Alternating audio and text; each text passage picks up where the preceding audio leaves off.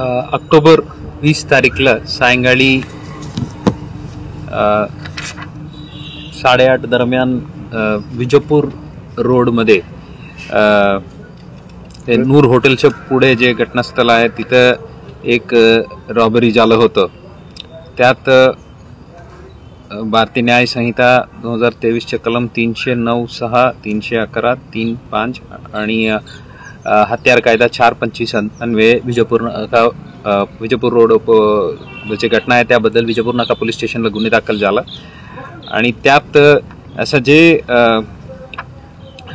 फिर्यादीला जीवे मारण्याच्या धमकी दिलं, चाकूने वार केलं आणि त्यांना मारहाण केलं आणि त्यांच्याकडून चेन हिसकावून घेतलं होतं आणि इतर जे मारामारीच्या गोष्ट होतं त्यानुसार गुन्हे दाखल होऊन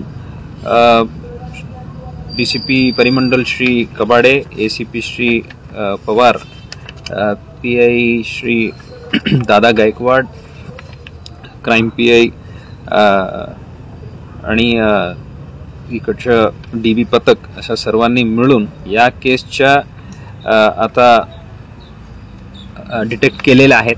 हे सोलापूर शहर पोलिसांच्या एक महत्त्वाचे डिटेक्शन आहे। यात अशा ब्लाइंड केस होतं आणि त्यामध्ये मॅक्सिमम ह्युमन इंटेलिजन्स वापरून जे ट्रेडिशनल इन्व्हेस्टिगेशनच्या स्किल्स आहेत ते वापरून फिर्यादीनी दिलेले जे वर्णन आहे तिथं जे काही संभाषण झालं होतं, फिर्यादीनी दिलेलं वर्णन आणि यांनी पूर्ण तोंडात मास्क घातलं होतं आणि पूर्ण अंधेरे होतं, तरीही त्या डिस्क्रिप्शनमधून आपलं रेकॉर्डवरील आरोपी पूर्ण शोध घेऊन सोलापूर शहर आणि ग्रामीण पोलिसांच्या अभिलेखावरील सर्व सराईत गुन्हेगारांच्या व्हेरीफाय करून त्यामधून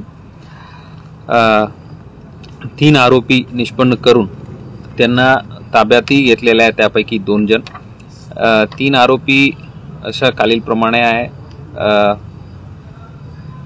प्रथम आरोपी आहे विकी गायकवाड, राहणार सेटलमेंट। दुसरी आहे विनोद उर्फ रावण गायकवाड आणि जगदीश उर्फ बारकिया संगटे। अशा 3 जणांचा निष्पन्न केलेला आहे आणि त्यापैकी विकी आणि रावण या 2 आरोपींना अटक करण्यात आलेल्या आहेत आणि त्यांच्याकडून जे लूट झालेले सोन्याच्या चेन, गुन्ह्यात वापरलेले चाकू आणि ते मोटरसायकल अशा एकूण 1,47,00,000च्या मुद्देमाल जप्त करण्यात आलेले आहेत।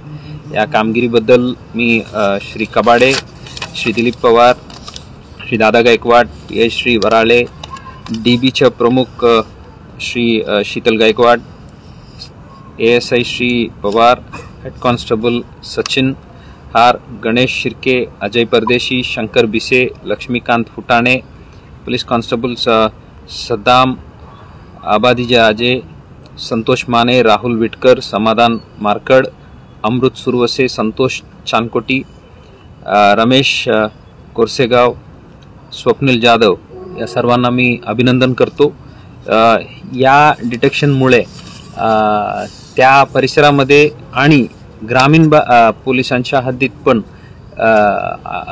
जे लूटमार होत होतं ते प्रतिबंध होईल अशा अपेक्षा आहे।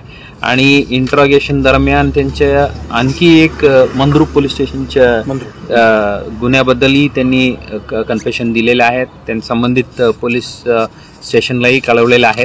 तिथून पण आमच्या पोलीस कस्टडी संपल्यानंतर तेही ताब्यात घेणार आहे अशा अपेक्षा आहे। हे जे सराईत गुन्हेगार विकी गायकवाड जे आहेत त्यांच्या विरुद्ध हे 11वी गुन्हा आहे आणि जे रावण जे आहेत त्यांच्या विरुद्ध ही 4था गुन्हा आहे।